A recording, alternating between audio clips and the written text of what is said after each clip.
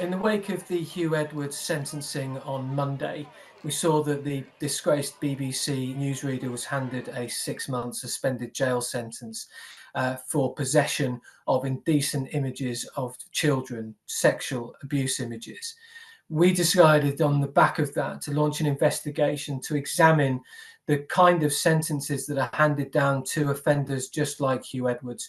And we looked at a time frame over the last 9 months and identified 27 troubling prosecutions. Essentially, these individuals, these paedophiles, just like Huw Edwards, had downloaded and amassed a huge amount of child sexual abuse images. We're talking well over 1 million images that have been downloaded and seized and found by police investigating. Those individuals, those 27 defendants, all appeared in court, and all of them left court that day having been handed suspended sentences, rehabilitation orders, or sexual offending programs, treatment programs. None of them went to jail. None of them spent a single day behind bars.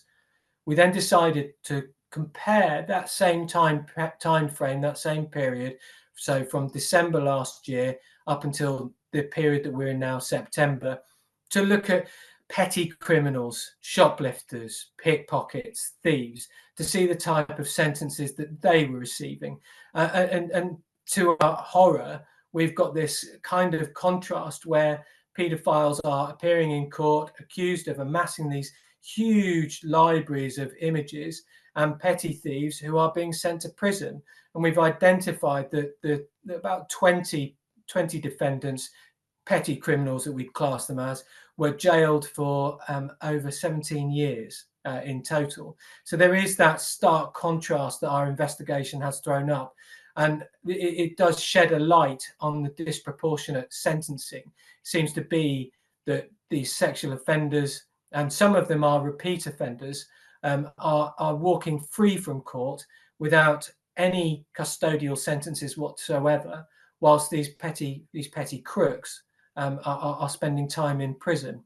During our investigations, we've identified a disgraced secondary school teacher called Joshua Pope. He walked free from Plymouth Magistrates Court in July after downloading 786 images of child sexual abuse. Ex-Mayor Terry Judkins of Pembroke in Wales, he was also given a suspended jail sentence from Swansea Crown Court for making and distributing indecent images of children. Actor Daniel Frogson, he got an 8-month jail sentence, suspended for 2 years at Nottingham Crown Court after he admitted possessing 845 indecent images of children. And pensioner George Ottey escaped jail at Norwich Magistrates Court and was given a suspended jail sentence after being caught with 2,500 images and videos. There were other offenders who had downloaded a huge number. One from York Magistrates Court who was found with 360,000 images and yet still walked away from court with a suspended sentence. Another one who was found to have 160,000 images on a number of devices, he too walked away from court a free man. And just to put this into context, we've got petty criminals like shoplifter Amor Hussain. He was jailed for 4 months by Cambridge Magistrates Court for targeting a Morrison's supermarket 6 times in less than a month, so a shoplifter. We've got another shoplifter, Jack Baldwin, who raided supermarkets in Nottingham. He was jailed by the city's JPs for 25 weeks.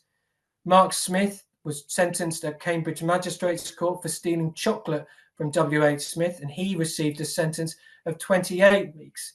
So you see the picture is building there, where we've got a number of paedophiles who are appearing in our court system to face justice for amassing a huge amount of these very sick child sexual abuse images, where there are victims and they are walking away scot-free. And at the same time, in various similar courts up and down the country, other criminals who are stealing things, thefts, they are now being sent to prison. What's startling is that experts say that less than 20% of paedophiles convicted of accessing child abuse images are actually given custodial sentences. This is despite NSPCC data showing that police logged more than 33,000 offences where child abuse images were collected and distributed last year, at an increase of 25% on the previous 12 months. It's a deeply, deeply troubling set of affairs.